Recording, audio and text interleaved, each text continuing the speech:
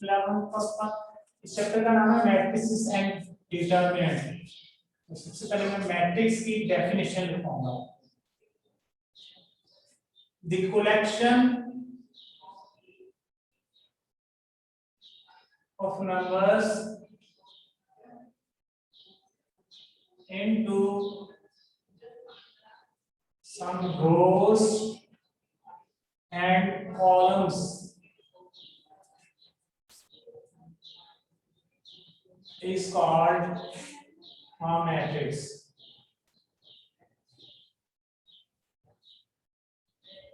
For example, A it is noted by 2 5 1 4। तो याद रखना है इसमें इस तरह वाली रोज होती हैं। This side will be called rows and these are columns. This row and these are columns. Okay, row and column. This is row and this is column. The order of a matrix.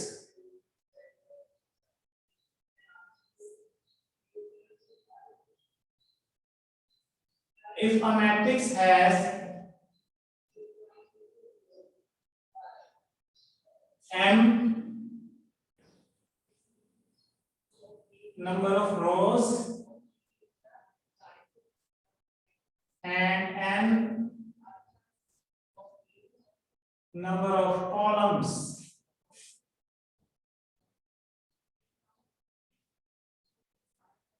then the order of the matrix is m by n। इसमें m number of रोज को denote करेगा और n जो है वो number of columns को denote करेगा। For example A is 2 5। This matrix has 2 rows and 1 column। इसका ऑर्डर क्या होगा? Order of A is 2 by 1, क्योंकि इसमें 2 रोज और 1 कॉलम है। 2 रोज और 1 कॉलम, इसमें 2 by 1 हो जाएगा इसका। इसके बाद आएगा है equal matrices.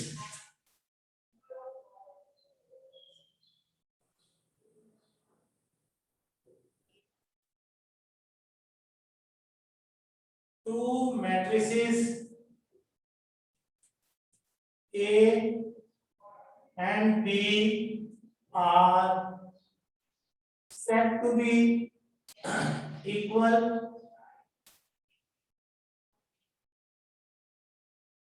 and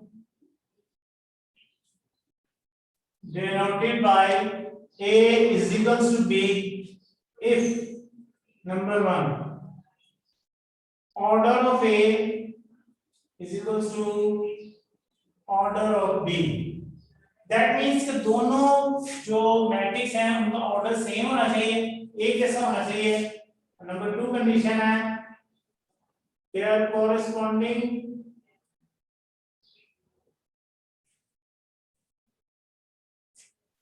entries or elements are same। इसकी भी एग्जांपल देता हूं। if A is equal to 2 5 1 2 and B is equal to 2 5 1 2, then we can say A is equal to B। अब देख सकते हैं दोनों का ऑर्डर 2 by 2 है, 2 rows 2 column and their corresponding entries are same, then A and B are said to be equal matrices। इन तीन definitions के बाद एक्सरसाइज नंबर 1.1 आ जाती है।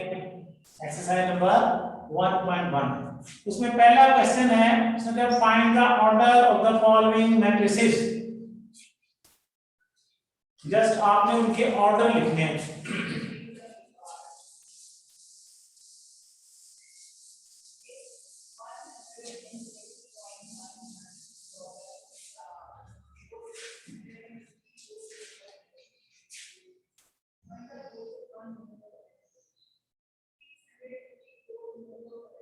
Find the order of the following matrices: A 2 3 -5 6 This matrix has two number of rows and two number of columns. Order of A is 2 by 2. Similarly, B है 2 0 3 5. इसमें भी 2 rows and 2 column है. Order of B is 2 by 2. Similarly, C है 2 4. This matrix has only one row and two columns. One row and two columns. And order of C is 1 by 2. याद रखिए पहले हमने number of रोज लिखनी है. एक रो है इसमें और दो कॉलम है.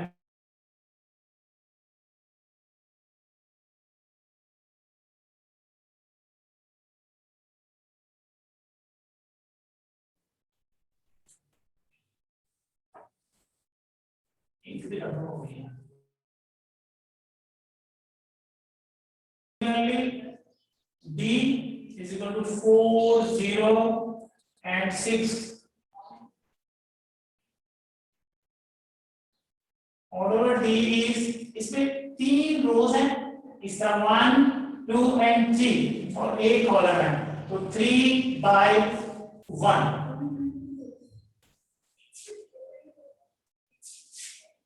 E is equal to A B B C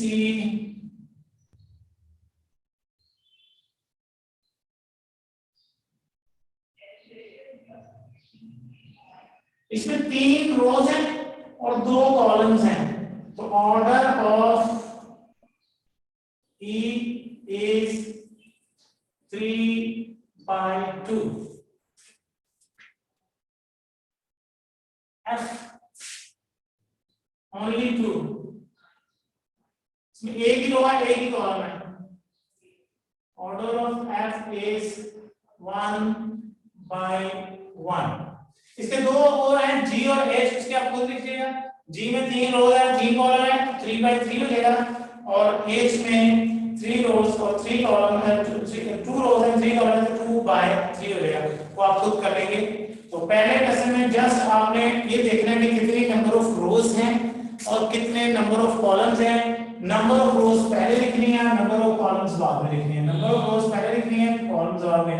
number of rose 1 by number of columns 2. Number of रोज 3 और column 1 3 by 1 3 by 2 3 rows 2 columns 1 row 1 column 1 by 1. Similarly दो पार्ट हो रहे हैं G और H को आपने खुद करने हैं. इसके बाद मैं क्वेश्चन नंबर 2 करता हूं.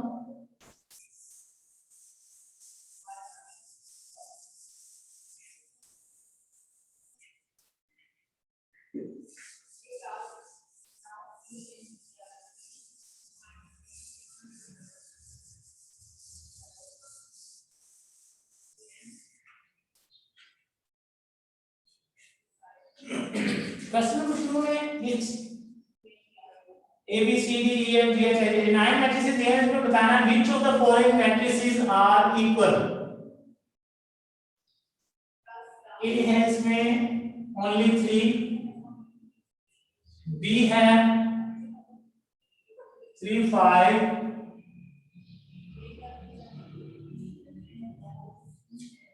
C है 5 -2. D है 5 3. E है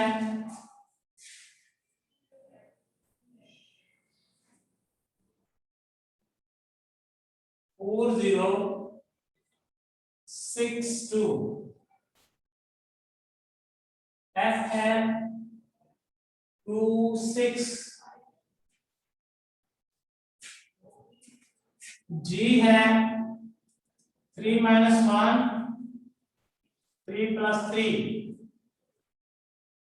H है 4 0 6 2. I have 3 plus 5 3 plus 2 Similarly J है इसमें 2 plus 2 2 minus 2 2 plus 4 2 plus 0 अब अपने ये जो 9 मैट्रिसेस से 7 मैट्रिसेस दिए हैं इनमें से बताना है कौन से आपस में इक्वल है which of the following matrices are equal अब हम और करेंगे A में 3 लिखा हुआ है 3 और ये C में 5 minus 2 ये 5 में से 2 माइनस करेंगे ये भी 3 हो जाएगा so we can say that A and C are equal इसका आंसर यहां से आपने ऐसे लिखना है A is equal to C A and C are equal B is 3 5 and D is 5 3 these are not equal because this is 3 and 5 this is 5 and 3 these are not equal B and I ये 3 है और ये 3 में 2 add करेंगे ये भी 5 हो जाएगा तो हम कह सकते हैं B and B is equal to I है B और I आपस में इक्वल है क्योंकि ये 3 और 5 है ये 3 और ये भी 5 हो जाएगा इसी तरह अगर आप E को देखें E है 4062 H भी है 4062 और ये J भी है 2 plus 2 4 2 minus 2 0 2 plus 6 4 6 और 2 plus 0 ये भी है 4062 so we can say that E H and J are equal E is equal to H is equal to J ये तीनों इक्वल है ऐसे लिखेंगे E is equal to H is equal to J and last है अगर आप देखें F है 2 और 6 और G है 3 में से 1 माइनस करेंगे ये भी 2 हो जाएगा और 3 plus 3 ये भी 6 हो जाएगा तो हम लिख सकते हैं F is equal to G ये इनके आंसर है ये क्वेश्चन है इसमें आंसर है A और C इक्वल है A is equal to C B and I equal है B is equal to I E H and J equal है E is equal to H is equal to J and F and G are equal ये इस question का बस answer है objective type में MCQs में पूछ सकते हैं कौन से इक्वल है तो आपने इसको अच्छी तरह समझ लेना है अगर कोई बात समझ ना आए तो मैं पूछता हूं इसका क्वेश्चन नंबर 3 लास्ट है ये थोड़ा सा लंबा क्वेश्चन है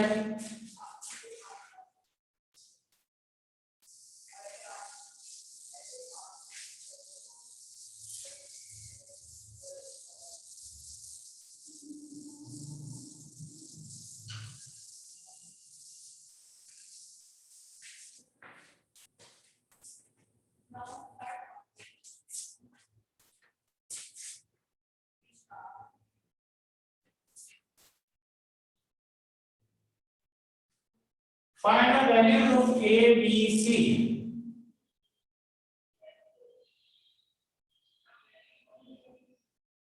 If the following matrix will satisfy the equation.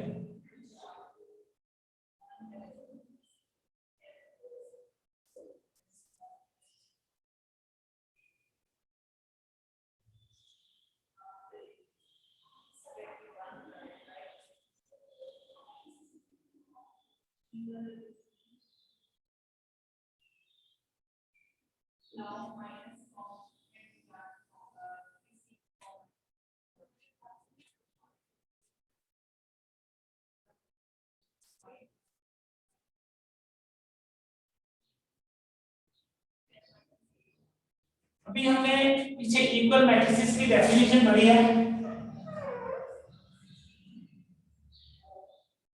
Equal matrices में हमने कहा था कि इनके ऑर्डर सेम होने चाहिए और कॉरेस्पॉन्डिंग एलिमेंट्स जो है वो आपस में इक्वल होने चाहिए तो इनके 4 एलिमेंट्स हैं उसमें A plus C है ये 0 के इक्वल होना चाहिए A plus 2 भी जो है ये -7 के इक्वल होना चाहिए C -1 3 के इक्वल होना चाहिए और 4D -6 जो है ये 2B के इक्वल इन 4 इक्वेशंस की मदद इन 4 एलिमेंट्स को इक्वल रख के हम 4 इक्वेशंस बना लेंगे उन चारों इक्वेशंस को आपस में सॉल्व करके A B C and D की वैल्यू निकालेंगे so first of all A plus C 0 के इक्वल होगा हम लिखेंगे A plus C is equal to 0 इसको कहिए नंबर 1 कहेंगे उसके बाद दूसरा A plus 2 भी है ये इसका कॉरेस्पॉन्डिंग -7 है तो हम लिखेंगे A plus 2B is equal to -7 और इसको इक्वेशन नंबर 2 कह देंगे उसके बाद ये थर्ड एलिमेंट है c माइनस 1 और इसके कॉरेस्पॉन्डिंग 3 है, तो हम कहेंगे c minus 1 is equals to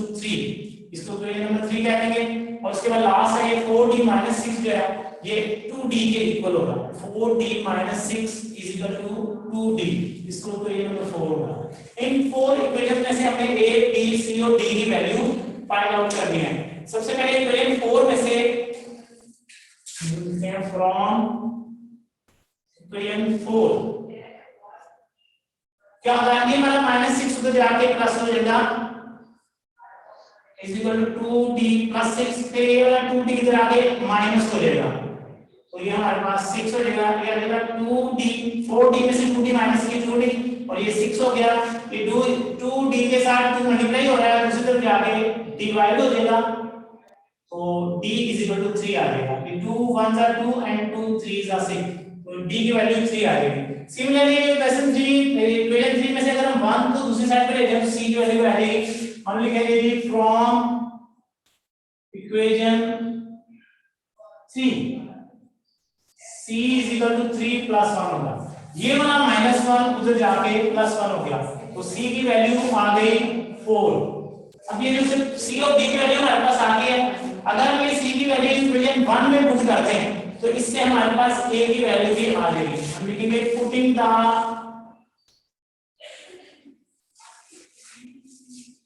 value of c in equation 1। Equation 1 में ये a plus c equal to 0 है, c की जगह पे 4 लिखेंगे, ये आ जाएगा a plus 4 is equal to 0, ये वाला 4 इधर प्लस हो रहा है दूसरी तरफ जाके माइनस हो जाएगा, इस तरह a की वैल्यू आ जाएगी -4। अब हमारे पास a b c d में से a की वैल्यू भी आ गई है, c की वैल्यू भी आ गई है, d की, सिर्फ हमारे पास b की वैल्यू रह गई है, तो अगर हम ये a की वैल्यू इक्वेशन 2 में पुट कर दें तो इससे b की वैल्यू भी आ जाएगी, हम लिखेंगे putting the value of a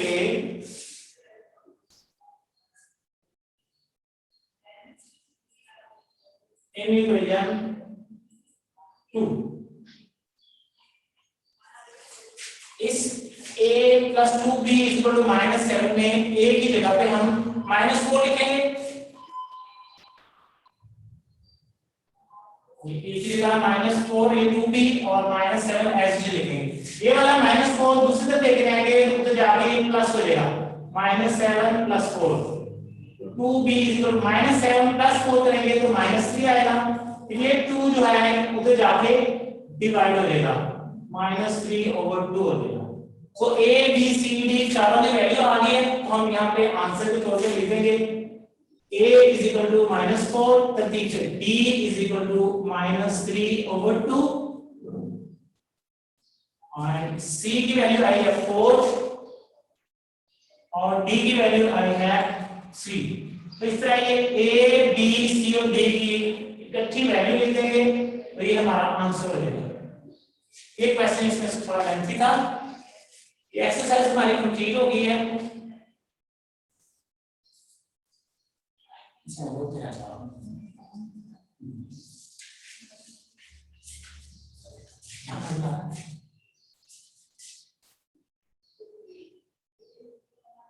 homework exercise number 1.1 को कंप्लीट करनी है, कुछ मैंने कर दिया कुछ आप लोग करेंगे, और डेफिनेशंस आप लोगों ने याद करनी है।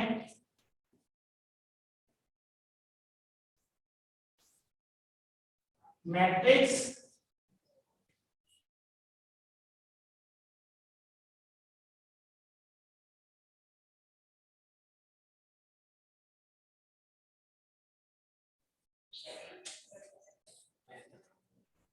कैसे